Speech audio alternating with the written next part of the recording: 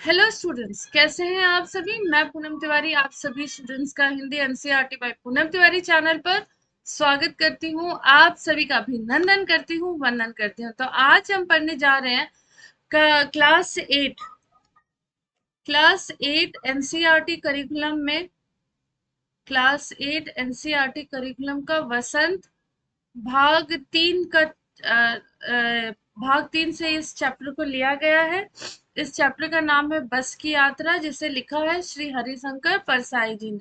आज हम लोग इस चैप्टर के क्वेश्चन आंसर करेंगे। इस चैप्टर की जो व्याख्या है, एक्सप्लेनेशन है, वो चैनल पर ऑलरेडी अपलोड कर दिया गया है।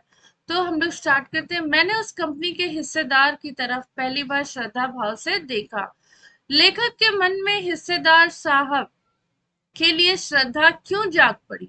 तो पुलिया के ऊपर बस का टायर फिस हो गया, मतलब पंचर हो गया, जिससे बस जोर से हिलकर रुक गई।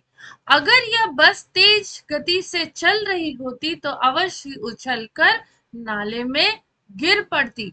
ऐसे में लेखक ने कंपनी के हिस्सेदार की ओर श्रद्धा भाव से देखा। यह श्रद्धा इसलिए जागा क्योंकि हिस्सेदार केवल अपने स्वार्थ हेतु लाचार था। उसको वो रिपेयर नहीं करवाना चाह रहा था। उसे लग रहा था कि जब तक ये बस चल रही है चलने दो, अगर एकदम से बंद पड़ जाएगी तो देखा जाएगा। वह जानता था कि बस के टायर खराब हैं और कभी भी लोगों की जान खतरे में पड़ सकती है।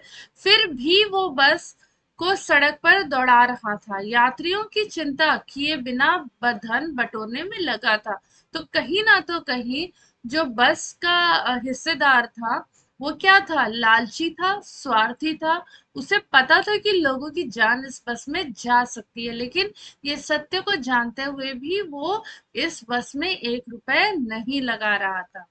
लोगों ने सलाह दी कि समझदार आदमी इस शाम वाली बस में सफर नहीं करते। लोगों ने यह सलाह क्यों दी? तो समझदार व्यक्ति इस शाम वाली बस में सफर नहीं करते। लोगों ने लेखक और उसके मित्रों को यह सलाह इसलिए दी क्योंकि वे जानते थे कि बस की हालत बहुत खराब है और रास्ते में बस कभी भी रुक सकती है ना, धोखा दे सकती है, मतलब बस खराब हो सकती है। ऐसा जारी ऐसे ऐसा जैसे सारी बस की इंजन है और हम इंजन के भीतर बैठे हैं। लेखक को ऐसा क्यों लगा?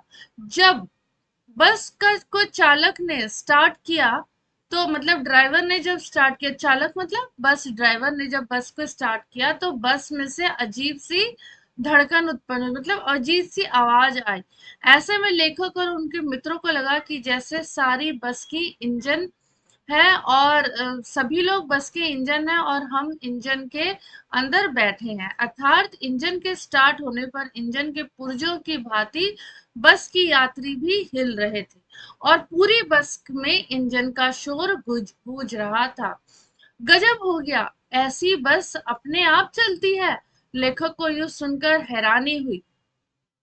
जब लेखक ने बस को जर्जर, मतलब एकदम से खराब, मतलब एकदम से टूटे फूटे स्थिति में जब देखा, तो उसे विश्वास नहीं था कि वह सफर तय कर सकेंगे।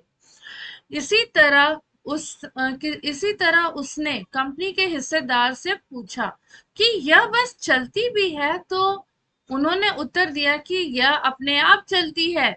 लेखक को इसी कारण हैरानी हो गई कि फिर ड्राइवर क्यों है? अपने आप चलती है तो ड्राइवर क्यों है, और अपने आप कैसे चलती है? मैं हर पेड़ को अपना दुश्मन समझ रहा था, लेकिन पेड़ों का दुश्मन क्यों समझ रहे थे? लेकिन लेखक पेड़ों को अपना दुश्मन क्यों समझ रहे थे? तो लेखक को हर पेड़ दुश्मन दिखाई दे रहे थे, यानी हर पेड़ से डर लग रहा था। वास्तव में बस की दिशा ऐसी थी कि उसे जबरदस्ती चलाया जा रहा हो, मतलब बस इतना जर्जर हो गया था, मतलब बस इतनी खराब हालत में थी। कभी भी इसकी ब्रेक फेल हो सकती थी और कोई पुर्जा खराब हो सकता था। इसलिए लेखक को लग रहा था कि कहीं बस की किसी पेड़ से टक्कर ना हो जाए। लेखक ने कंपनी के हिस्सेदार के लिए ऐसा क्यों कहा कि इसे तो किसी क्रांतिकारी आंदोलन का नेता होना चाहिए? तो लेखक ने कंपनी के हिस्सेदार के लिए ऐसा इसलिए कहा क्योंकि क्योंकि जिस प्रकार क्रांतिकारी अपनी कार्रवाई वह इरादे की पक्के होते, उसी प्रकार यह भी मानने को कतई तैयार नहीं था कि बस की अवस्था एकदम जर्जर हो गई है, शीर्ण हो चुकी है। हरिशंकर परसाई ने बस रचना, बस की यात्रा आज के समाज में भी सार्थक, कैसे सार्थक है? तो आज के समाज में भी सार्थक है, क्योंकि आज भी हम कई बार देखते हैं कि सड़क पर पुराने वाहन धड़ाधड़ चल रहे होते हैं। उनके मालिकों को लोगों की जान की कोई परवाह नहीं होती। इस हेतु सरकार भी भरसक प्रयत्न करती है, लेकिन फिर भी स्वार्थ हेतु लोग अपनी मनमानी करते रहते हैं। बस की यात्रा पाठ से क्या संदेश मिलता है? ये वाला क्वेश्चन बहुत ज्यादा इंपॉर्टेंट है। तो इस पाठ से संदेश मिलता है कि समयानुसार प्रत्येक वस्तु का नवीनीकरण आवश्यक है। यदि नवीनीकरण करने से भी कोई वस्तु सही रूप से कार्य न करे तो उसका प्रतिस्थापन करना चाहिए, अर्थात उसकी जगह नई वस्तु को ले लेनी चाहिए। प्रतिस्थापन मतलब उसे हटा देना चाहिए, उसकी जगह पे दूसरे बस को आप ले आओ अगर वो खराब हो गया है। जैसे बस के हिस्सेदारों का कर्तव्य बनता था कि समय अनुसार या तो बस की मरम्मत करवाते, उसको उसकी सर्विसिंग कराते, और अगर सर्विसिंग योग्य नहीं थी तो उन्हें नई बस लेनी चाहिए थी।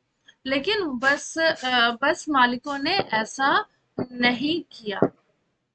लोगों ने उन्हें शाम वाली बस में जाने की सलाह क्यों दी, बस में न जाने की सलाह क्यों दी?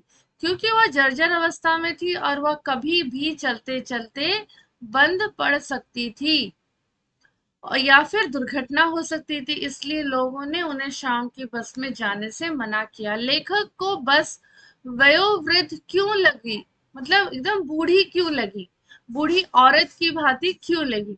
तो बस देखने में अत्यधिक पुरानी व खस्ता हालत में थी, उसे देखकर लग रहा था कि बैठने की हालत में नहीं है, इसलिए लेखक ने उसे वयोवृद्ध कहा। कि तो बूढ़ी हो गई है, लेखक का ये मानना था कि अगर हम इस पर सवार होंगे तो इसे कष्ट होगी।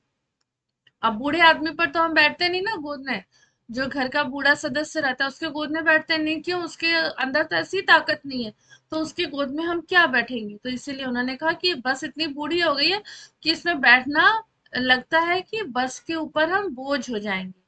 तो उम्मीद करती हूँ कि आप लोग को ये क्लास अच्छी लगी होगी। इस चैप्टर को क्वेश्चन आंसर्स पढ़ने से पहले इस चैप्टर को पढ़ें, चैनल पर जाइए और इस चैप्टर की व्याख्या है उसे पढ़िए, बाद में क्वेश्चन आंसर्स करिए, और सेशन को लाइक करिए, शेयर करिए, सब्सक्राइब करिए, और कमेंट बॉक्स में कमेंट करके जरूर बताइएगा कि आपको ये क्लास कैसी लगी। धन्यवाद।